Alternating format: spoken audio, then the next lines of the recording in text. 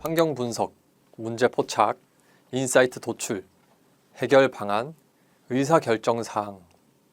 이렇게 기획서의 구조도 잘 잡고 자료 조사도 꼼꼼하게 한 것 같은데 이상하게 이 내용들이 연결되지 않는 것 같을 때가 있습니다. 이런 경우 기획서의 요소들을 이어주는 스토리가 제대로 구성되지 않았기 때문인데요. 우리가 찾는 내용들을 논리적으로 연결하는 스토리텔링 기법을 실제 사례를 바탕으로 학습해 보겠습니다. 우리는 이제까지 기획서의 구조를 만들고 패턴을 만들어 적용하는 정량적인 기술을 배웠습니다.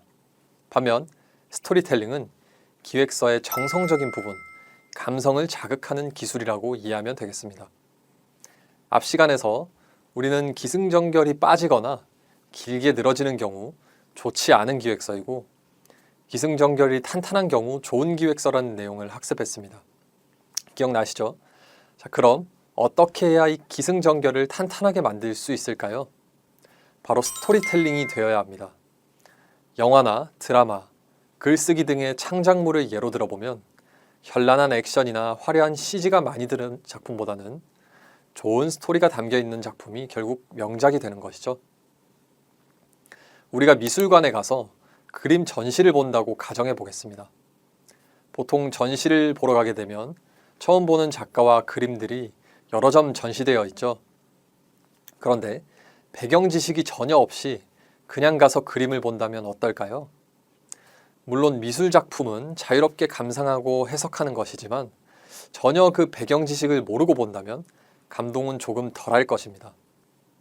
하지만 이 작가가 살아온 삶에 대해서 미리 이해하고 또 이 작품이 그려진 배경에 대해서 알고 그림을 본다면 어떨까요?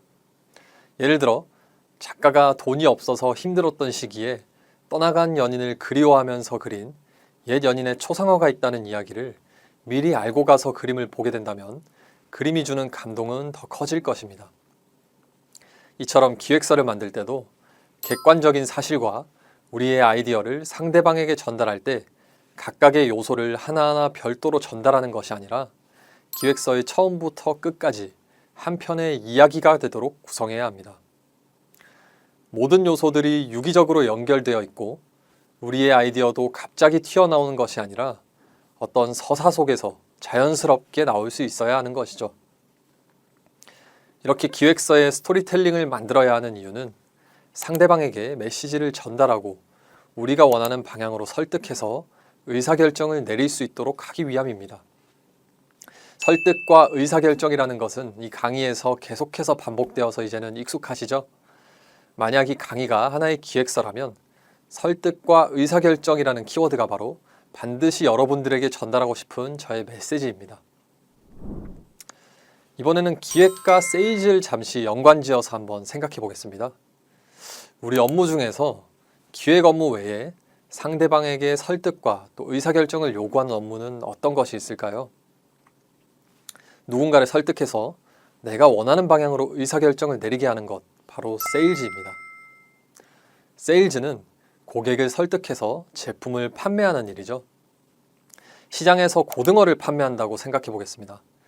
아침에 들어온 아주 싱싱한 생선이고 또 크기도 크다는 장점을 통해 손님들을 설득할 수도 있고 지금 사면 저렴하게 가져갈 수 있다고 하며 구매 의사결정을 자극할 수도 있겠죠. 여기에 조금의 스토리텔링을 가미한다면 이 고등어는 그냥 양식으로 잡은 것이 아니라 우리 부모님께서 직접 배를 타고 나가셔서 갓 잡아온 고등어라는 점을 강조할 수도 있겠습니다. 기획이라는 것도 잘 생각해보면 이 세일즈와 비슷한 부분이 많습니다. 눈에 보이는 제품을 누군가에게 판매하는 것은 아니지만 우리의 아이디어를 상대방에게 설득하고 우리가 원하는 방향으로 의사결정을 이끌어내는 것이죠. 사실 워낙 다양한 주제로 기획서를 작성하다 보니 이런 본질은 조금 잊게 되지만 이 강의를 들은 우리만큼은 기획도 세일즈라는 사실을 꼭 기억하고 그 목적에 맞추어 문서를 작성할 수 있어야 합니다. 우리가 식당을 찾을 때도 그냥 맛집보다는 좀 더 스토리가 있는 곳을 더 선호하는 경향이 있습니다. 사장님이 어린 시절 한 평짜리 가게에서 시작해서 끊임없이 요리를 연구해서 30년째 만들어 온 맛집이라는 스토리가 있게 되면 더욱더 그 식당에 끌리게 되죠. 이 강의를 끝까지 듣고 나면 우리의 기획서도 회사 내 기획서 맛집이 될 수 있도록 한번 만들어 봅시다.